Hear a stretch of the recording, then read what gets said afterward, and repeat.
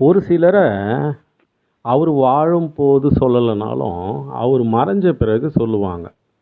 தர்மவானா வாழ்ந்தார்ப்பா அப்படின்னு சொல்லுவாங்க இல்லையா? அந்த அமைப்பு ஜாதகத்தில் எப்படி இருக்கும்?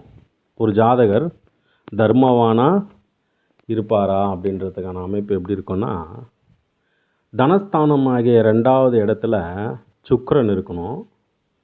குரு லாபஸ்தானமான 11வது இடத்துல இருக்கணும். இதோடு சேர்ந்து 2வது இடத்திற்கான அதிபதியும் 16வது இடத்துக்கான அதிபதியும் பார்த்திங்கன்னா புதனோட சேர்ந்து இருக்கலாம், இல்லை புதனோட பார்வை பெற்றிருக்கலாம். ஸோ இந்த 3 வகையான அமைப்பும் இருக்கிற ஒரு ஜாதகர் பார்த்திங்கன்னா, அவர் தேடிய அந்த திரவியம் செல்வம் எல்லாமே பார்த்திங்கன்னா ஒரு பெரும் பகுதியை தர்மத்திற்காக கண்டிப்பாக செலவிட்டிருப்பார் அப்படின்னு சொல்ல முடியும்.